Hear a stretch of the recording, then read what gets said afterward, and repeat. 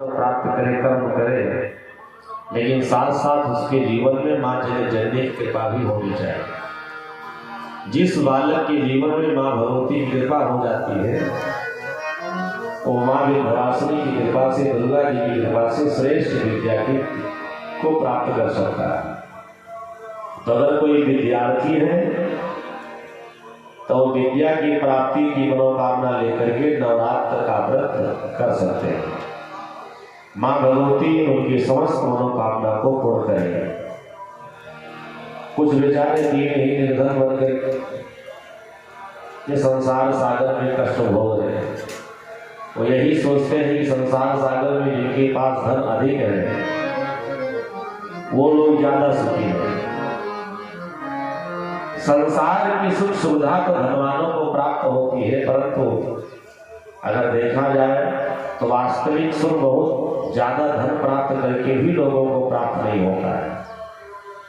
ये सुख संपदा, ये जो कुछ मनुष्य के जीवन में प्राप्त होता है, ये सब अपने पूर्व जन्म के किए गए सत्कर्म का फल है। हमने आपने पिछले जन्म में जितना दान पुण्य किया है, इस जन्म में उसका दुगना ही प्राप्त करेंगे। इससे ज्यादा संसार सागर में किसी को धन की प्राप्ति नहीं होती। जितना दान किए हैं उसका दुगना ही मिलेगा। प्रयास तो हर व्यक्ति करता है बहुत जल्दी धनवान बन जाए, परंतु जब पूर्व जन्म में कोई दान पुण्य किए नहीं, धनवान कहाँ से बनेंगे। हमारे धर्म शास्त्र कहते हैं जितना हम आप सब पिछले जन्मों में सत्कर्म किए हैं, पूजा पाठ किए हैं, दान पुण्य किए हैं, इस जन्म में उसका दुगना ही धन हमको आपको सबको प्राप्त होगा। इससे अधिक संसार सागर में किसी कुछ प्राप्त नहीं हो सकता। परंतु अगर हम आप सब महाकाली, महालक्ष्मी, महासरस्वती जी के साथ नवरात्र का व्रत करके नव दुर्गा जी की उपासना करते हैं विधि विधान के साथ, तो माता रानी प्रसन्न होकर के धनार्थी के जीवन में कृपा बरसावेंगी। तो बहुत जल्दी व्यक्ति जो निर्धन है वो धनवान हो जाता है, जो दरिद्र है वो धनवान बन जाता है। क्यों? क्योंकि माँ भगवती के जीवन में ऐसा सामर्थ्य है कि कब किसी निर्धन को धनवान बना दे और कब धनवान को निर्धन बना दे। इस महिमा को, इस माया को आज तक कोई समझ नहीं पाया। कि रंग करो राजानम रंकमेव च धनिनं निर्धनं चैव निर्धनं धनिनं तथा निर्धनं धनिनं तथा।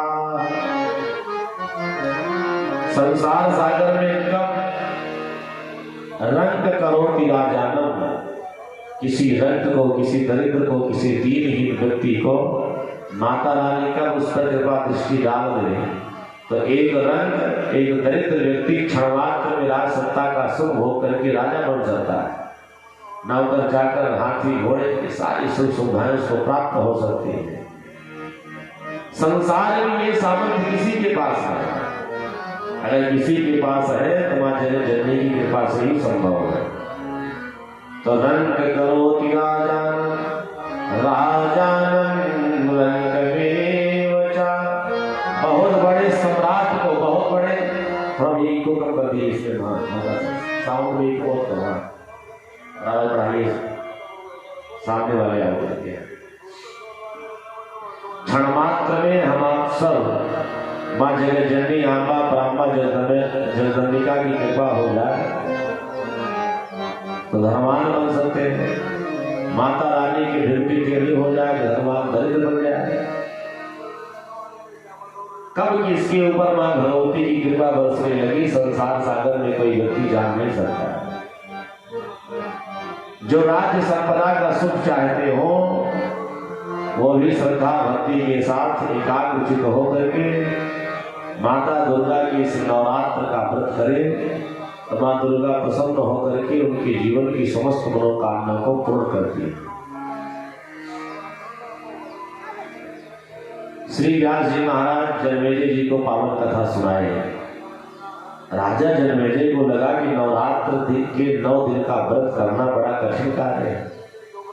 किसी से कहा जाए भैया एकादशी का व्रत कर लीजिए, महाराज अभी तो उम्र नहीं हुई है, कब व्रत करेंगे, 70 साल के हो जाएंगे तो।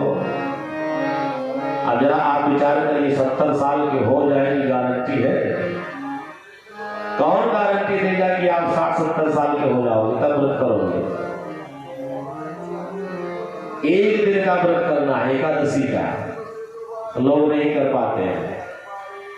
अब नवरात्र के 9 दिन का व्रत करना सबके लिए कठिन कार्य है। तो राजा जनमेजय ने कहा इस कठिन दुस्तर नवरात्र के 9 दिन के व्रत को करने में सभी मनुष्य सामर्थ्यवान नहीं है। क्यों? क्योंकि नवरात्र का व्रत अगर हो सके तो करना चाहिए, तो पूरा 9 दिन अन्न और जल दोनों का परित्याग कर देना चाहिए।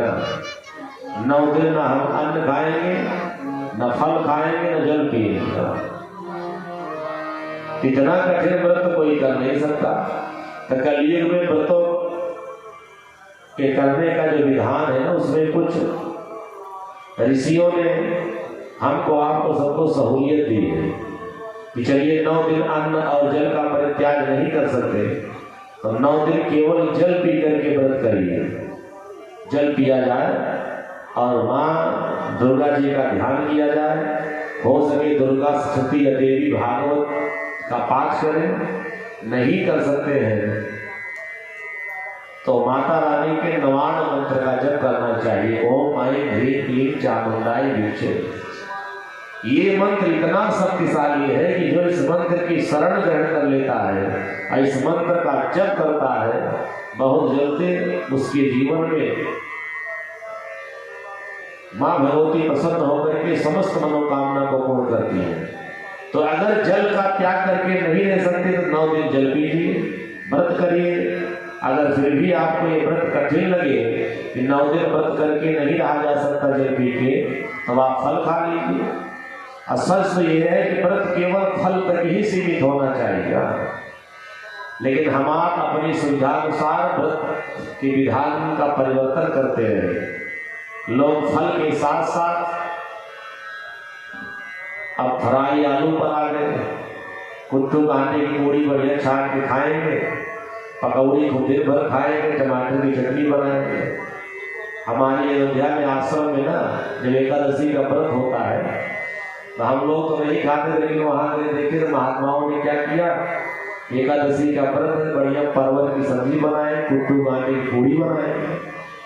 तो हमने महात्मा जी से पूछा कि परवल की सब्जी क्या व्रत में खाना चाहिए? महात्मा जी ने कहा कि एकादशी के व्रत में केवल अन्न का त्याग है, सब्जी तो अन्न में आती ही नहीं। बोले भगवान की। अब आज हमारे आश्रम में ना अयोध्या में एकादशी का व्रत है। अब हमने शुक्ला जी को ये समय तो दे दिया, इन्होंने कहा बढ़िया मुहूर्त में हमारी कथा होनी चाहिए। तो इससे पहले 15 दिन हम लोग खाली ही थे, तो बम्बई घूमने के लिए चले गए कुछ यजमानों के यहाँ। लेकिन खरमास लगा हुआ था, इससे पहले हुआ खरमास समाप्त होगा 15 तारीख पर, बढ़िया मुहूर्त निकलेगा। अब इसी डेट में अयोध्या में कितनी धूमधाम है आप सबको पता है। आज हमारे आश्रम में लगभग 200 महात्मा रुके हैं देश विदेश से आके, सब एकादशी का व्रत है। तो 50 किलो परवल, 3 बोरी लौकी और उसके बाद सजनों कम से कम 40 किलो कुट्टू बाटा का भंडारा चल रहा है। तो हमने आपने केवल गृहस्थों ने नहीं, संत महात्माओं ने, ऋषियों ने अपने सुविधा अनुसार व्रत का विधान बदल लिया, परंतु वास्तविक व्रत वही है कि केवल जल और फल पर हम आप सब व्रत करें। फल छोड़ करके हम सब कुट्टू कांटे की पूरी भी आते, फ्राई आलू भी आगे, सेंधा नमक, मूंगफली, दाना, मखाना, अलावा काजू बादाम पिस्ता दिन भर खा रहे हैं। माता रानी का व्रत चल रहा है, एकादशी का व्रत चल रहा है। खैर चलो, अन्न का त्याग करना चाहिए एकादशी के दिन, सब्जी भी खाइए, काम चलेगा। बोले भगवान की। याद रखना सज्जनों, अगर हम सब फल खा करके भी 9 दिन ना रह सके तो ये जो फलाहार की व्यवस्था बता रही खा लीजिए। परंतु अन्न आदि का त्याग करके माँ जगत जननी के चरणों में बैठ करके कुछ नहीं कर पाते तो दुर्गा चालीसा का पाठ तो अवश्य करें, बहुत सरल है। 9 दिन तक ये साधना सबको करनी चाहिए, हर व्यक्ति को करना चाहिए। क्यों? क्योंकि ये नवरात्र का व्रत की जो साधना है ना, केवल मनुष्यों के लिए नहीं है, संसार में इस व्रत को करने के लिए देवता गण भी तरसते हैं। वो भी माँ जगत जननी अम्बा पराम्बा जगदम्बिका से प्रार्थना करते, माँ एक बार इस धरती पर मनुष्य का तन मिल जाता तो हम भी अपने इस शरीर के द्वारा नवरात्र का व्रत करके आपकी उपासना करते और अपने जीवन को वृत्तिगत करते, धन्य धन्य करते। तो बड़ा कठिन व्रत है नवरात्र का 9 दिन का। बिना दाल चावल खाए टाइम नहीं बीतता तो 9 दिन कैसे बीतेगा? तो राजा जन्मेजय ने व्यास जी से कहा, महाराज एक प्रार्थना है, अगर 9 दिन का व्रत लोग न कर सके तो 9 दिन के व्रत का फल पाने के लिए क्या कुछ और उपाय धर्मशास्त्रों में बताए गए हैं? तो उसी समय सज्जनों श्री व्यास जी ने राजा जन्मेजय से कहा, जो व्यक्ति 9 दिन का ये व्रत नवरात्र का नहीं कर सकते हैं वो केवल 3 दिन व्रत कर ले, 3 दिन, तो नवरात्र के व्रत करने का पूरा फल मिल जाएगा। तो 3 दिन में जन्मेजय जी को कथा सुनाते हुए व्यास जी महाराज कहते हैं, राजन वो 3 दिन जो दुर्गा जी को अत्यंत प्रिय है वो कौन से है? दुर्गा नवरात्र की 7वीं तिथि का व्रत करें, 7वीं का, सप्तमम काल रात्रि थी। काल रात्रि मैया जो 7वीं के दिन भक्तों से पूजन लेकर के सबकी मनोकामना को पूर्ण करती है। व्यक्ति 6 दिन तो खूब दाल चावल पूरी पकौड़ी कचौड़ी खाए, लेकिन 7वीं का व्रत करता है, 7वीं का व्रत कर ले, 8वीं का व्रत कर ले, 9वीं का व्रत कर ले, तब भी माता रानी प्रसन्न होकर के उसके सारे मनोरथ को पूर्ण कर देती है। बोली भक्तवत्सल भगवान की। 3 दिन लगातार 7वीं, 8वीं और 9वीं का व्रत करना चाहिए। अरे सारी कथा जितना मैं सुना रहा हूँ ना, सच बताएं ये सब देवी भागवत में है, मैं कहीं बाहर से कुछ नहीं सुनाया। वहाँ कुछ लोग मुझसे मैसेज करके, अरे महाराज कल तो परीक्षित जी की कथा हो रही थी, भागवत वाले परीक्षित तो गंगा के तट पर चले गए, अब आप कौन से परीक्षित को सुना रहे थे जो 7 तल्ले के ऊपर अपने प्राणों को बचाने के लिए चले गए हैं? तो अब देवी भागवत की कथा है, तो अब देवी भागवत के प्रसंग को सुनाना पड़ेगा। भागवत की होती तो उन परीक्षित की चर्चा होती है। मैं बार बार कहता हूँ जितने 18 पुराण है ये सारे पुराणों में कल्पांतर का भेद है। एक एक कल्प बीतता गया, संसार के सृष्टि का जब सृजन हुआ, सज्जनों कल्प बीतता गया और अलग अलग कल्पों में अलग अलग सज्जनों एक कथाएं गाई गई हैं। तो उन कथाओं को हम आप सब अन्य पुराणों के माध्यम से श्रवण पान करते हैं। तो 7वीं, 8वीं और 9वीं के व्रत का विधान देवी भागवत में राजा जन्मेजय को व्यास जी ने बताया। राजा जन्मेजय ने कहा, महाराज 3 दिन का व्रत रखना कलेगी प्राणी के लिए बहुत कठिन है, कुछ और उपाय नहीं है। राजन आप कैसा उपाय चाहते हो? अरे कोई ऐसा उपाय हो कि 1 दिन का अगर कोई व्रत कर ले, नवरात्र का 1 दिन, तो पूरे नवरात्र के व्रत करने का फल मिल जाए। तो व्यास जी महाराज कहते, राजन फिर वो कोई अगर व्रत है तो व्रत कोई और नहीं है। पुरा अष्टम्यां भद्रकाली दक्षयज्ञ विनाशिनी प्रादुर्भूता महाघोरा योगिनी कोटिभिषा। व्यास जी ने कहा, राजन अगर 9 दिन में 3 दिन भी कोई व्यक्ति व्रत करने में असमर्थ है, रोगादि से ग्रस्त है, या घर का कोई बालक या वृद्ध है जो ये व्रत करने में 3 दिन भी माँ रानी की उपासना नहीं कर सकता, तो उसके लिए उपाय बता रहा हूं। पुरा अष्टम्याम भद्रकाली, अष्टमी तिथि का व्रत करना चाहिए। जो व्यक्ति श्रद्धा भक्ति के साथ नवरात्र में केवल अष्टमी तिथि का व्रत करता है तो उसको नवरात्र के 9 दिन के व्रत करने का संपूर्ण फल प्राप्त हो जाता है। तो 9 दिन अगर न कर सकिए तो अष्टमी तिथि का व्रत सबको करना चाहिए। बोलिए विंध्यवासिनी मैया की। राजा जनमेजय ने कहा कि प्रतिपदा से लेकर के 9वीं तक जितनी तिथियां हैं इनमें अष्टमी को इतना महत्व क्यों दिया गया? अष्टमी तिथि सारे तिथियों में श्रेष्ठ क्यों हो गई? क्यों अष्टमी का व्रत करके पूरे नवरात्र के व्रत को भक्तगण प्राप्त कर सकते हैं, उसके फल को पा सकते हैं? कृपा करके ये भी कारण संक्षेप में बता दीजिए। तो उसी समय श्री वेदव्यास जी राजा जनमेजय से कहते हैं कि अष्टमी तिथि नवरात्र के 9 दिन में इसलिए श्रेष्ठ हो गई क्योंकि इसी दिन प्रजापति दक्ष के यहाँ माता सती ने जाकर के उनके यज्ञ का विध्वंस किया था। बोली भक्तवत्सल भगवान की। पुरा अष्टम्याम भद्रकाली दक्ष यज्ञ विनाशिनी, राजा प्रजापति दक्ष के यज्ञ का विनाश अष्टमी तिथि के दिन माता सती ने जाकर के किया। और जब भोले बाबा को ये बात पता चली कि सती जी योगा यज्ञ में जाकर के अपने पिता के यहाँ अपने प्राण की आहुति दे दी तो भोलेनाथ को क्रोध आ गया। भोलेनाथ ने क्या किया? अपनी जटा से बाल उखाड़ करके पटका और एक गण को प्रकट किया, वीरभद्र नाम का गण, और कहा जाओ जाकर के प्रजापति दक्ष की पूरी यज्ञ को विध्वंस कर दो।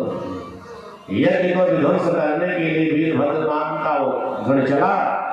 और सज्जनों, वीरभद्र नाम के गण में वो सामर्थ्य है कि वीरभद्र 1 किलोमीटर पीछे है और लगता है उससे 1 किलोमीटर आगे के ही जितने वृक्ष हैं संसार में सब बढ़ जा रहे हैं, बड़े बड़े मकान सब फैल जा रहे हैं। आज वीरभद्र जब पहुंचा तो उसके पहुंचने से पहले जो विशाल एक शाला बना करके प्रजापति दक्ष भोलेनाथ का विरोध करके जो यज्ञ कर रहा था उस यज्ञ की यज्ञशाला ही गायब हो गई। सारा त्रैलोक्य थर-थर कांपने लगा। वीरभद्र ने कहा इस यज्ञ को बंद किया जाए। जिस यज्ञ में माता सती ने अपने प्राण की आहुति दे दी उस यज्ञ को मैं अपने सामने संपूर्ण होने नहीं दूंगा। लेकिन प्रजापति दक्ष सती का जो पिता था ना, वो जो है बहुत अभिमान में उसने ब्राह्मणों को आदेश दिया जितने ब्राह्मण हैं ये यज्ञ कराते रहे, यज्ञ बंद नहीं होगी बीच में। क्यों? क्योंकि अगर यज्ञ बंद हो जाएगी संसार में कोई यज्ञ करेगा नहीं, इसलिए यज्ञ की आहुति चलनी चाहिए। वीरभद्र के रोकने पर भी प्रजापति दक्ष ने यज्ञ बंद नहीं किया। ब्राह्मण स्वाहा स्वाहा की आहुति दिलाते रहे। वीरभद्र को क्रोध आ गया। यज्ञ बंद कब होगी? जब ब्राह्मण मंत्र बोलना बंद करेंगे। लेकिन ब्राह्मण तो यजमान के आधीन है ना, ये यजमान कहेगा तभी पूर्ण होती होगी। यजमान तो कह रहा है कि ये चलती रहे, बंद नहीं होनी चाहिए। तो इसमें ब्राह्मणों का तो कोई दोष है नहीं, सारा दोष यजमान का है। तो वीरभद्र पहुंच करके और सज्जनों प्रजापति दक्ष के धड़ को सर को शरीर से उखाड़ लिया और उखाड़ करके ही उस यज्ञ में ले जाकर के स्वाहा कर दिया। बोले भक्तवत्सल भगवान की जय। यजमान का सर जब अग्नि कुंड में चला गया, यज्ञ बंद हो गई। भोलेनाथ पधारे, सती का शरीर निकाल करके यज्ञशाला से बाहर करवा करके आहुति कर रहा था प्रजापति दक्ष। भोलेनाथ ने सती के सर को अपने कंधे पर धारण किया और भोलेनाथ का तांडव शुरू हो गया। और शिव जी का जब तांडव हुआ तो लगता है कि सारे संसार का विनाश हो जाएगा। सब देवता त्राहि त्राहि त्राहि त्राहि करते ही भगवान विष्णु के पास पहुंचे। भगवान विष्णु ने कहा क्या हुआ? अरे कहा कुछ हुआ नहीं। भोलेनाथ ने यज्ञ के विध्वंस के लिए वीरभद्र नाम के गण को भेज दिया। सती जी ने जाकर के अपने शरीर की आहुति एक में दे दी। अब भोलेनाथ अब सती के शरीर को लेकर के तांडव कर रहे हैं। सारे संसार का प्रलय हो जाएगा, कृपा करके आप दुनिया की रक्षा करिए, यज्ञ को निर्विघ्न पूर्वक पूर्ण करिए। भगवान ने चक्र सुदर्शन को आदेश दिया। चक्र सुदर्शन ने सती के शरीर को काट काट करके सारे संसार में सजनों 52 भागों में काटा। संत कहते हैं जहां जहां सती का शरीर जाकर के गिरा वहां वहां पर देवी जी का दिव्य स्थान बना। और वो जो तिथि थी वो भी तिथि कोई और नहीं, वो अष्टमी तिथि थी। त्रैलोक्य में सजनों 52 शक्तिपीठ का निर्माण हुआ और लोग आज जाकर के माता जगत जननी का दर्शन करते हैं और अपने जीवन को कृतकृत्य करते हैं। किसी धर्मशास्त्रों में 51 शक्तिपीठ की चर्चा होती है, कहीं कहीं 52 शक्तिपीठ की ऋषियों ने चर्चा की है। तो ये शक्तिपीठ जो संसार सागर में बने हैं माँ जगत जननी अम्बा पराम्बा जगदम्बिका के, ये भी जो तिथि थी वो तिथि कोई और नहीं, ये तिथि थी अष्टमी तिथि। इसलिए माँ जगत जननी अम्बा पराम्बा की पूजा अष्टमी तिथि से ही संसार में जहां जहां शक्तिपीठ बनते ही वहां वहां लोग पूजन पाठ करने लगे। तो माँ जगत जननी अष्टमी तिथि की पूजा से बहुत शीघ्र ही प्रसन्न होकर के भक्तों के सारे मनोरथ को पूर्ण कर देती है। राजा जनमेजय ने वेद व्यास जी से कहा, गुरुदेव आपने कहा था कि ये जो माँ जगत जननी की उपासना है, ये जो बेचारे निर्धन है उनको धनवान बना देते हैं, तो क्या कोई ऐसी कथा है कि जो बहुत निर्धन व्यक्ति हो और उसने माँ जगत जननी अम्बा पराम्बा जगदम्बिका का व्रत किया हो नवरात्र का, और नवरात्र के व्रत से उसके जीवन की दरिद्रता समाप्त हो गई? कृपा करके कोई प्रसंग हो तो सुनाइए। तो व्यास जी कहते हैं, राजन एकाग्रचित होकर के सुनिए। पुरा काश्चित द्रविड़ दीनो धनहीन सदुखिता कुटुंबी चा भवत कश्चित कौशले नृपसत्तमा कौशले नृपसत्तमा। व्यास जी महाराज कहते हैं, राजन एकाग्रचित होकर के सुनिए। पूर्व काल में कौशल देश में एक अत्यंत दीनहीन बहुत गरीब परिवार, एक दुखी परिवार, एक वैश्य रहता था और वो बेचारा बड़ा निर्धन था। अनेक संतानें होने के कारण भी भूख और प्यास से उसकी संतान सदा सर्वदा पीड़ित रहती थी। परंतु वैश्य वो व्यापारी बहुत ही धर्मपरायण था, सदाचारी था, सदैव सत्यवादी था, सत्य ही बोलता था, सत्य का आचरण करता था। देवी भागवत की कथा कहती, जीवन में कितनी भी दरिद्रता हो, जीवन में कितना भी कष्ट हो, दुख हो, लेकिन अपने धैर्य को, अपने सदाचार को, अपने धर्म को हमको आपको सबको छोड़ना नहीं चाहिए। लेकिन हम आप सब लोग, कितने लोग थोड़े से स्वार्थ को देख करके ना अपने धर्म का ही परित्याग कर देते हैं। कितने सनातन धर्मी अपने सनातन धर्म का त्याग करके ईसाई बन जा रहे हैं, कितने लोग कबीर पंथ में चले जा रहे हैं, कितने लोग रहीम पंथ में चले जा रहे हैं, कितने लोग ईसाई बन जा रहे हैं। अभी मैं गया था मुंबई, एक सज्जन ने कहा, महाराज, मैंने कहा क्या? कहा आज के 15 दिन पहले मुंबई के रेलवे स्टेशन पर मुझे एक सज्जन मिले और मुझे रोक करके पूछा कि आप कहाँ के रहने वाले हो, क्या काम करते हो? मैंने अपना पूरा परिचय दिया तो उन्होंने कहा मेरा कार्ड ले लो और जब समय मिले तो मेरे पास फोन करना। कहा फोन करने से क्या मिलेगा? कहा कुछ नहीं करना है, सनातन धर्म का त्याग करके आप ईसाई बन जाओ, 6 लाख रुपया और मुंबई में 1000 स्क्वायर फीट का प्लाट, अगर तुम्हारी बेटी का विवाह न हुआ हो तो उसका हम विवाह करने का सारा खर्च भी आपको देंगे। महाराज ये कार्ड हमारे पास है। ऐसी ऐसी मशीनरियां सनातन धर्म के खिलाफ चल रही है। सनातन धर्म का त्याग कर दीजिए, लाख 2 लाख 10 लाख रुपया ले लीजिए। कितने बेचारे अपने धर्म का ही परित्याग कर दे रहे हैं। परंतु देवी भागवत की कथा कहती है, जीवन में जिस भी स्थिति परिस्थिति में हम आप सब जी रहे हैं, जैसे भी अपने समाज में, परिवार में, गांव में रह रहे हैं, कभी भी अपने धर्म का परित्याग नहीं करना चाहिए।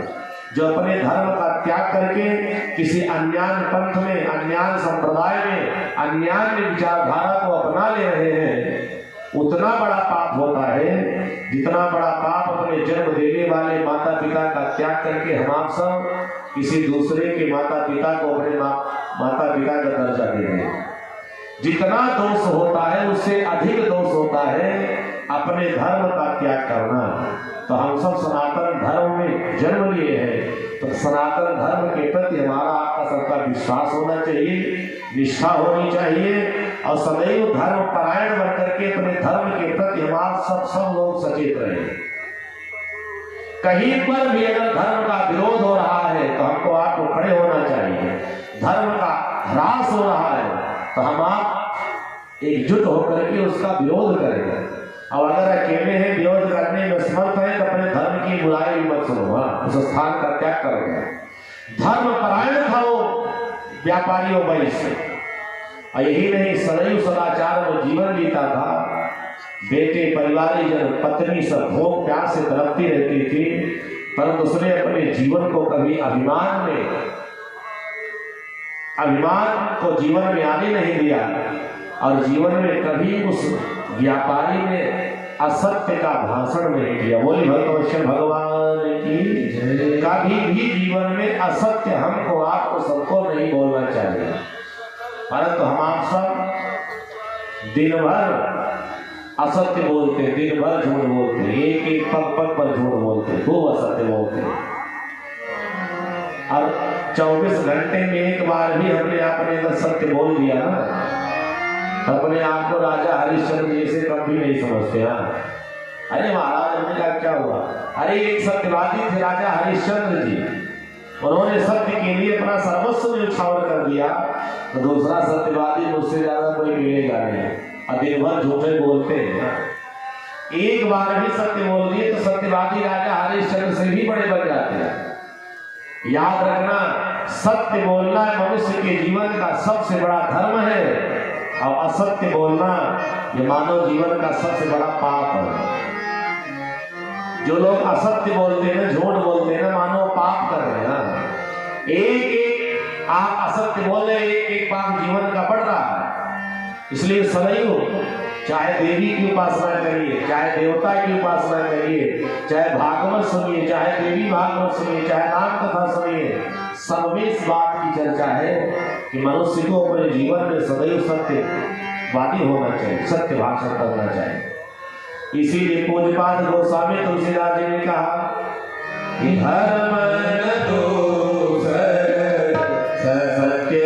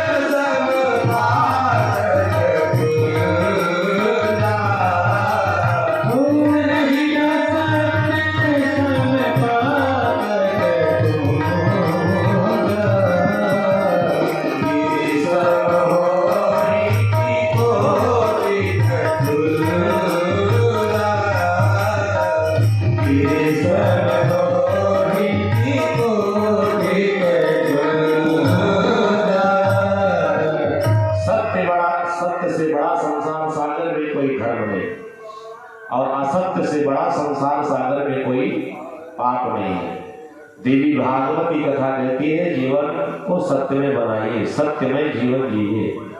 हमारे यहाँ गांव में कहा जाता है ना, सत्य के रास्ते पर चलिए, सत्य को अपनाइए, सत्य मत छोड़िए। होगा क्या? परेशान तो होंगे, ये कभी पराजित नहीं होंगे।